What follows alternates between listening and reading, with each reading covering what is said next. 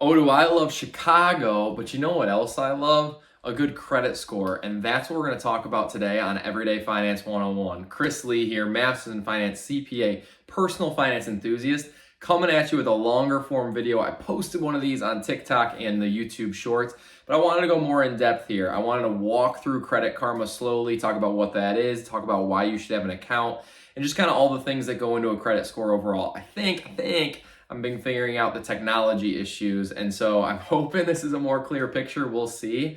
But I'm just wanting to bring you a longer form content video on credit scores overall. And so now we're going to jump over the computer screen. Let's get into it. Okay, so like most things, you can open up or have Credit Karma account when you turn 18. It's also kind of when your credit history turns on in a sense. And so what I did here is I just Googled Credit Karma. It's a free website. And what this does, it allows you to see what your score is at all times, where your different credit items are, and kind of different improvements that you can make, which is really beneficial overall, okay? And so, wanted to show you that there, just Googled Credit Karma. And so this is my real account, okay?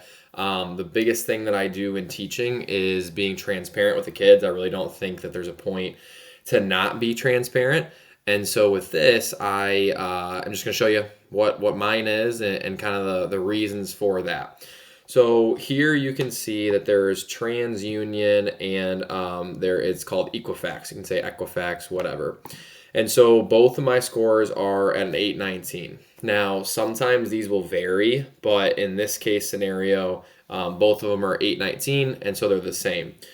Those companies are big credit agencies that basically gather a bunch of data about your just credit history, and they spit out a score that then tells people, hey, this is how good or bad this person is with debt. That's basically what a credit score is, okay? And so I have a score of an 819 according to TransUnion and Equifax. There's also a third reporting agency, but they're just not on this one right here. So if I do a quick Google and I just Google credit score range, you're going to kind of see what you want. If I do images, so this is kind of like a fine image to look at. So you can kind of see the range here, right? It goes all the way from 850 to about 579. 300 to 850. That's kind of like your pendulum swing here. And my credit score is in that 19 area. Was that what it was? 819. And so it's in that exceptional area. I'm 28 years old. My wife's 29, and hers is very similar.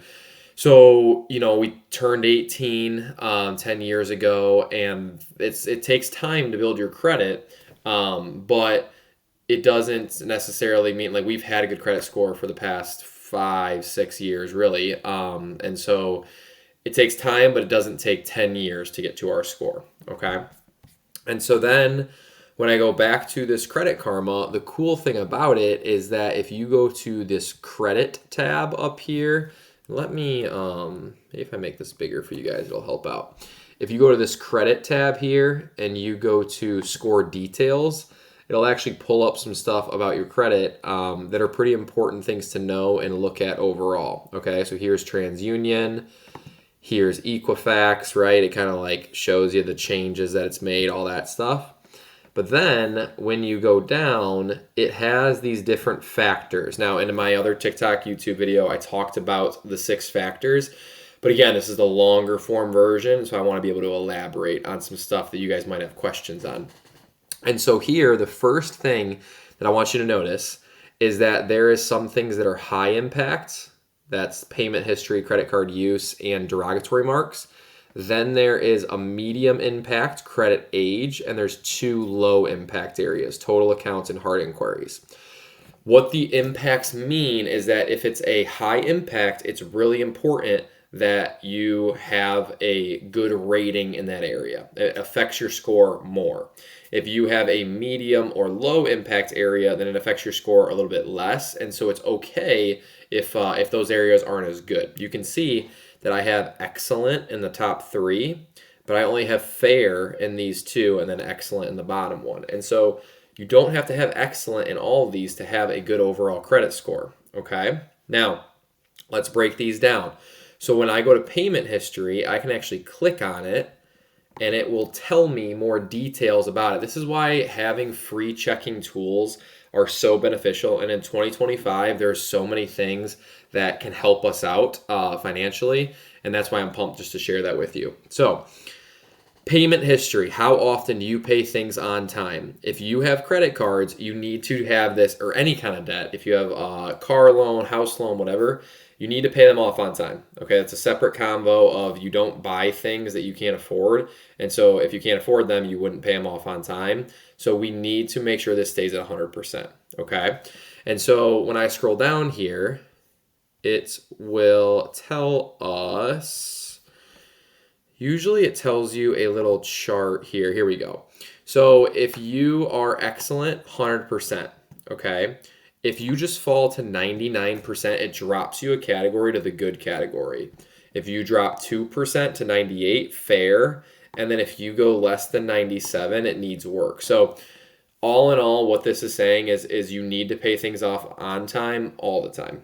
Okay, that's what this one's saying. So payment history, high impact, you need to make sure that that is at 100%. You're paying things off. All right, let's go to the next one here. So I'm going to go back to credit, back to score details, just so I can kind of walk you through the process here. And so the next one that I want to check is credit card use, okay? And you're going to see that mine is 0%.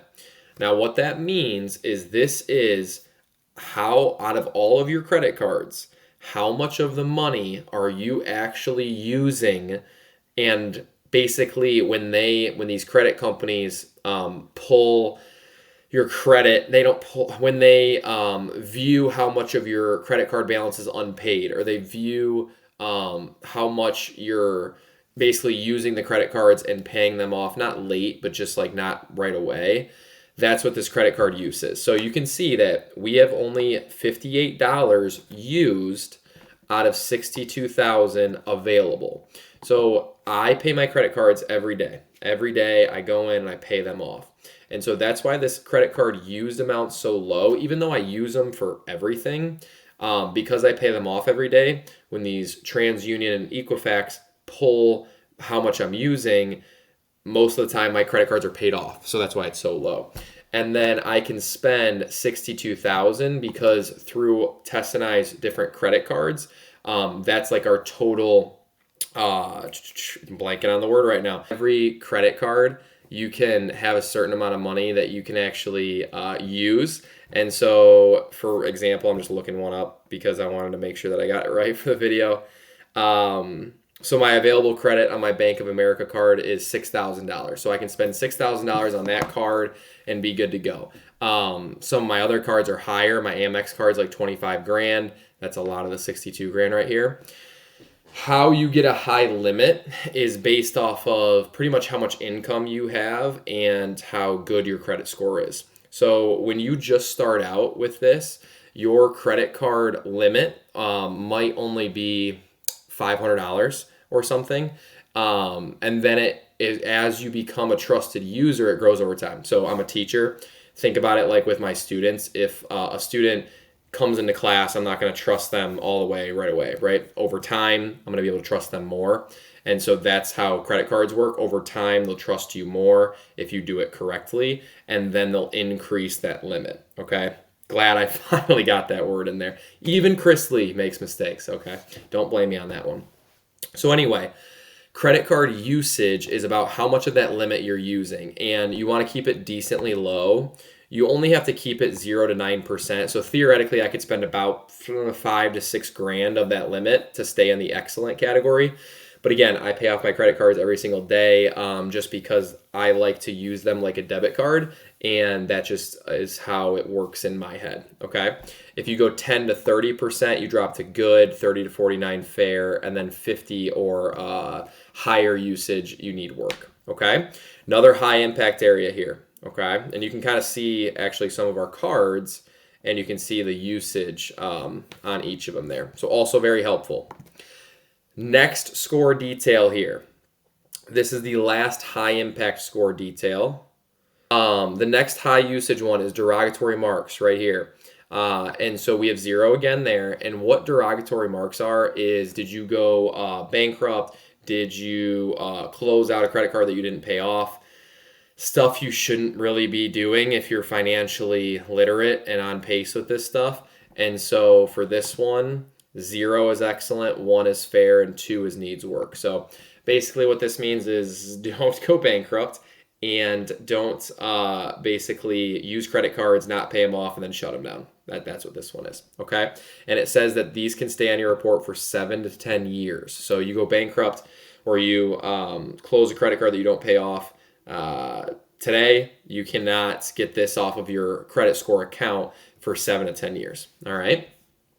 That is the high impact areas. So if you get those 3 right, if you pay it off 100% of the time, when you pay it off 100% of the time, your credit card use is going to be low. So those kinds of go hand in hand. And then you don't go bankrupt, you're on your way to a good score. All right. This next one's harder to control, but that's why it's a medium impact area. So again, think of this like kind of like the student scenario again, but the older the history is of your credit, the better it is. And so if you've been doing this for a while and they can see more history, that's when this gets better. Now, mine's only fair and we still have a good credit score. The one thing I want you to note is that every time you open up an account, it averages out the age. And so my oldest account is about 9 years, 11 months. But my newest account is 2 years. And so through all of my accounts, we average about 6 years and 4 months. I keep saying we because Tess and I are financially together, but this is my credit score. But ours are the same, pretty much. So your average age is a medium impact area, okay? And so you can kind of see my Discover card. I'm 28. I opened this 10 years ago when I was 18. And so that's my oldest card. A year later, I opened up Bank of America. A year later, I opened up Citi. This is Tess's Discover that I'm an authorized user on. This is another Citi card, Chase card, and then the Amex card. And then we also have, this should only actually be one real estate loan because our real estate loan got bought out by this company. But anyway, our mortgage is also on there, okay? And so we'll talk about why I have these accounts here in the next section of this.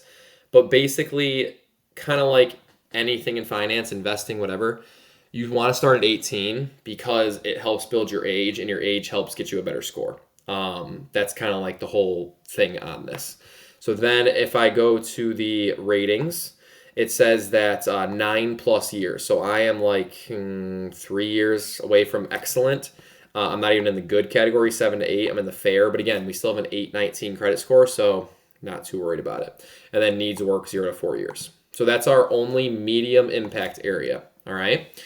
Going down to the last 2, we have low impact areas. And so again, not as important, but still important to know what they are. Total accounts is our next one. And so for this one, you can see we have 9 open and 2 closed. All right. And you can actually view all of them. This is really important because if someone's fraudulently doing something on your social security number, you could go to like one of these Credit Karma reports and see that. And then that would help you kind of figure out if people are doing things fraudulently. And so anyway, our accounts, we have the Citi account, the Discover account. These are those 2 loans we talked about, our mortgages. Another Citi, a Chase, Amex, Bank of America, and Discover. Then we also have 2 closed accounts. Now, technically, you're not supposed to close accounts. That's not really good for credit. This Helzberg one, when I bought Tessa's ring, her wedding ring, it came with 0% interest for 18 months. And so I basically put it on that card, paid it off prior to the 18 months for 0% interest, make sure on that. And then they closed the account because I didn't use it after that. They closed it after so many years of inactivity. I think it's like 3-ish. I mean, we can, why think, right? How many years of inactivity does it take to close a credit card? So a year or more. So I just didn't use the Helzberg account and they closed it. You You kind of want to not close accounts, but again, we have a good credit score, and I'm just going off of what we know. And then this one was our first mortgage. We bought a house, renovated it, sold it, and so when you sell a house, they have to pay off the mortgage, and so it closes the account. Okay. And so going back to score details here, if I scroll down back to total accounts, low impact area, we have 11. If you want to go to the ratings, 21 plus is excellent. So again, think of this like I'll go back to a student. If a student has 10 classes and a student has one class, 2 students, the one with 10 classes, if they have all A's, that's more impressive than the one student with the one class with 1A. Same thing here, right? More accounts means you're more responsible, means you can manage better. Again, you don't need to have 21 plus to have a good credit score. That's not how this works. We have a good credit score with 11. We had a good credit score with like 5, 6, whatever. Last part of your credit score is going to be this hard inquiries. And so this one's important as well, just to understand. When you go and get a credit card, or you get a car loan, or you get a house loan, those, I mean, you can call them lenders or whatever, pull your credit. It's called a hard inquiry. They do that to see if you are going to be a good person to lend money to. And when they do that, that stays on your account for 2 years. Our last card we opened was the American Express card 2 years ago. It actually just fell off of our account. And so with these hard inquiries, you want 0 for excellent, 1 to 2 for good, 3 to 4 for fair, or 5 plus for needs work. And so what this is doing is that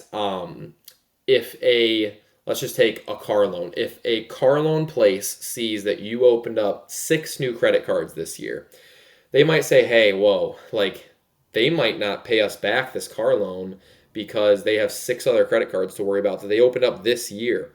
That is why hard inquiries stay in your account for 2 years. And so you typically want to open up, if you're going to open up new credit lines, maybe 1 every year or 2-ish. And I'll go back to our, I think it was in our credit age. So back in our credit age, when you looked at all of our accounts here, you can kind of see I opened up a Discover card, then a year later did one, a year later did one. This is Tessa's, so that was not like mine. A year later did another one, a couple months later did another one, so that was kind of tight. And then 4 years later, we finally did another one. And so let me preface this. There's no right or wrong way to do there's a wrong way to do it, but there's no like, hey, you need to do it exactly like how I did it. I'm just showing you the details of things and what mine is and what's worked for Tess and I. Okay, that's the whole point of this.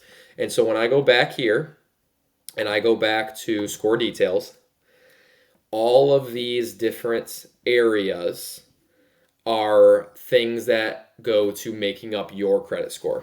Okay, and so you want to make sure you get the high impact areas correct. You want to make sure that you understand all areas, but I hope this is helpful to see a breakdown of all the different areas for a credit score. 18 is when it starts building. You want to make sure that you are making a free Credit Karma account. You Google Credit Karma, you make a free account, and you just want to make sure that you're understanding what is going on with all these things, okay? And that is a wrap on credit scores. If you stuck it through this long, honestly, I'm pretty impressed overall. But I just want to do a quick wrap up here. Promise the tech's getting better. Credit scores are important to understand. It's important to open up a Credit Karma account if you want to track that when you're 18. So I encourage all my students to do it. It's what I do. It's what my wife does. And again, the whole point of Everyday Finance is to teach you what I do to hopefully help you out. But personal finance is personal, and so you got to do what works for you as well. Hopefully that was helpful to walk through. I'm excited to keep this longer form content going, as well as the TikToks and YouTube shorts. Let me know if there's anything else you want to see specifically. I got a laundry list of videos to get through, but I'm excited about it. And so Chris Lee, Everyday Finance 101, checking out.